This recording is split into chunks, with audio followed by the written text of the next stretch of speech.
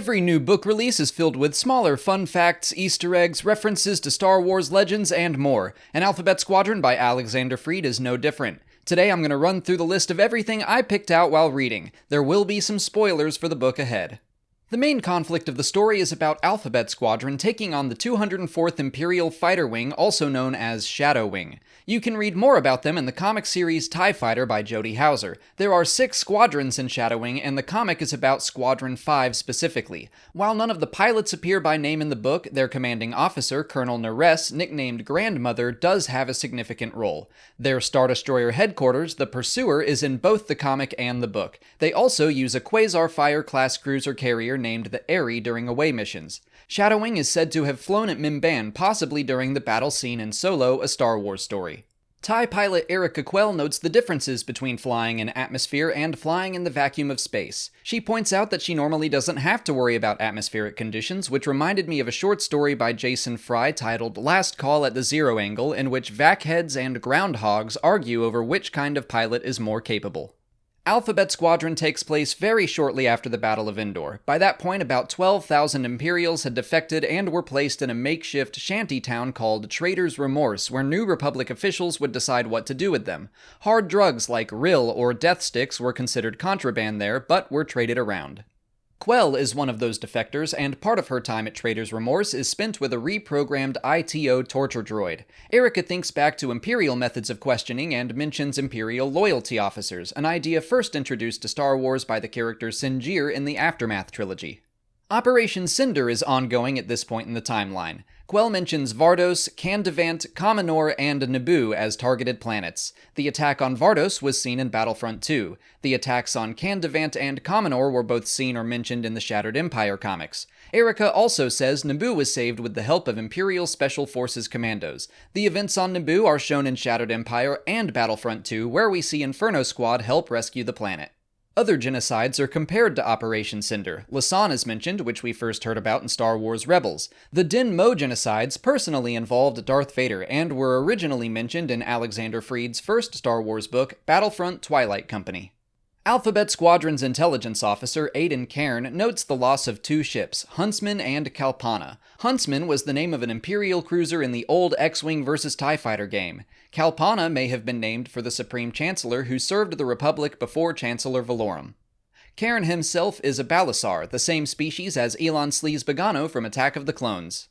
Chas Nachadik, the B-Wing pilot of the squadron, is a Thelan, a species that first appeared in Return of the Jedi. She tells a story about how she met Jyn Erso when she was still going by the name Leanna Halleck, living in the 5-Point system on the planet Uchinau. That period of Jyn's life is detailed in the book Rebel Rising by Beth Revis. Chas flew with the Cavern Angels for a while after the events of Rogue One and A New Hope. That squadron belonged to Saw Gerrera's partisans until the loss of Jedha. She listens to music as she flies, and we learn of some fun genres like Herglick Rage Metal and Warbat Trance. Aaron Kraken is mentioned as the Chief of Intelligence for the New Republic. New Republic pilots use some slang for TIE fighters. Standard TIEs were called eyeballs, bombers were called dupes. These names were first established in the Legends series of X-Wing books.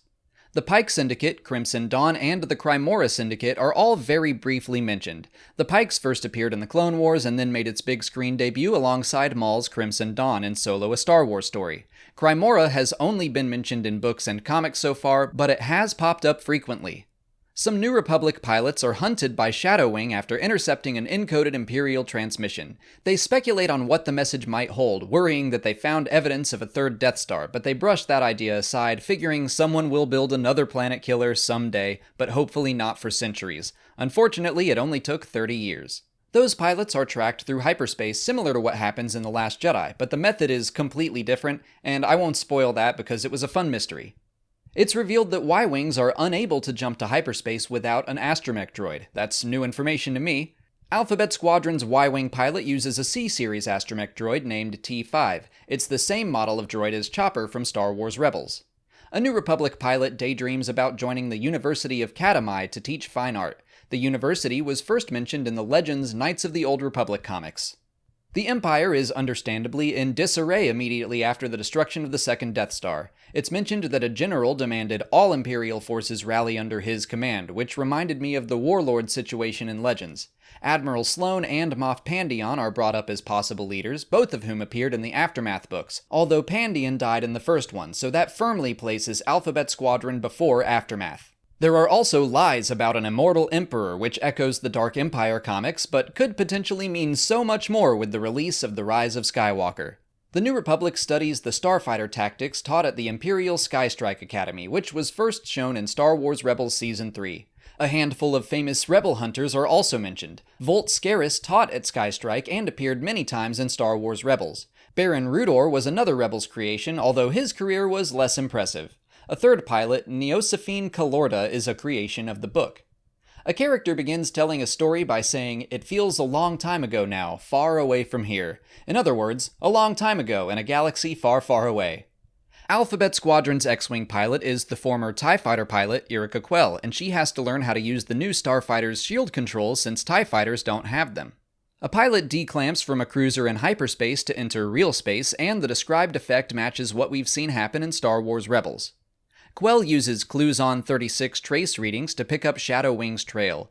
Cluzon 36 was a gas inhaled by Purgil that allowed them to enter hyperspace as seen in Star Wars Rebels.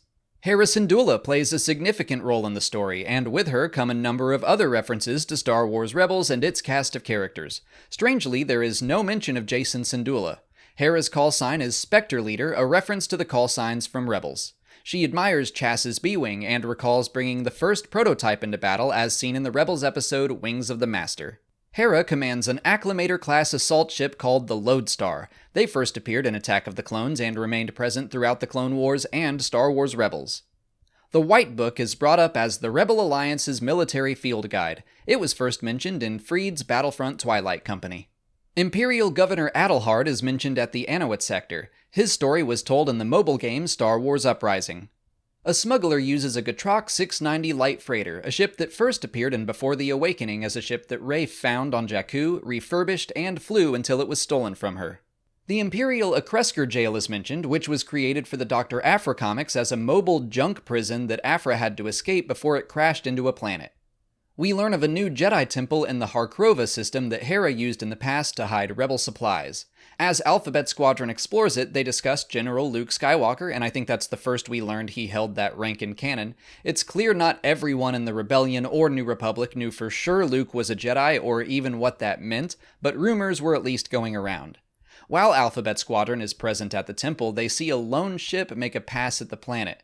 It's never addressed again, and I wonder if it was meant to be Luke as he searched the galaxy for Jedi relics. Part of the reason some of the younger pilots don't know what to think about the Jedi is thanks to Palpatine's propaganda machine and the latest, revised version of the Clone Wars, which presents the Jedi as a small group that had little impact on the galaxy or role within the Republic.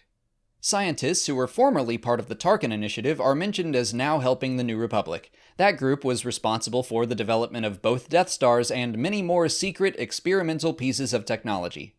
Cantonica is mentioned as having pod races, so there's more to bet on than just fathiers.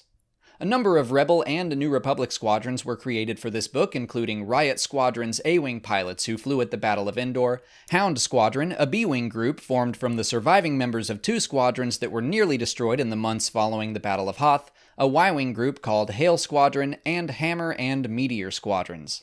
Some legacy ships are mentioned, including the ZH-25, originally from the Adventure Journal 5, the G9 Rigger, which is the same ship as the Twilight from the Clone Wars series, the YT-2400, most famously known as the ship model of Dash Rendar's Outrider, the Zeta-class cargo shuttle and the TIE Reaper from Rogue One, and a Lormar-class refinery station from old role-playing supplemental materials. The legacy aliens that were included are Morsirians, which first appeared in A New Hope, Hooks, originally from Han Solo and the Lost Legacy, a Meftian from Rogue One, Verpines from the old Marvel comics and many more legend stories, Chevin from Return of the Jedi, and a Harch, the same species as Admiral Trench from the Clone Wars. And finally, Alexander Freed threw in a ton of references to already existing Star Wars planets. I won't name them all, but some of the more fun ones include Borlius and Thakwa, both of which appeared in the Legends X-Wing series, and Forza Ged was a planet Freed created for Battlefront Twilight Company. And that's everything I caught while I read through Alphabet Squadron. If you're interested in checking it out for yourself, and by the way, I would highly recommend it, I really loved this book, you can watch my review from yesterday if you haven't already, but consider picking it up for free on Audible. Just follow the link in the description or visit www.audibletrial.com/Star Wars Explained. The audiobook is out right now, and the production value on all the Star Wars books is very high, with sound effects and music. It's like listening to a movie. Signing up for an Audible trial will get you a credit for one free book, and you can use it on Alphabet Squadron, or just about any Star Wars book you can think of. Or get any book you want. The point is, you get a free book, and you'll be supporting the channel when you do. But that's it for today. If you noticed something I missed, make sure to leave it in the comments. If you haven't already, please like this video, subscribe to the channel, follow us on Twitter, Instagram, and Facebook, and consider checking out our Patreon page. As always, thanks for watching, and may the Force be with you.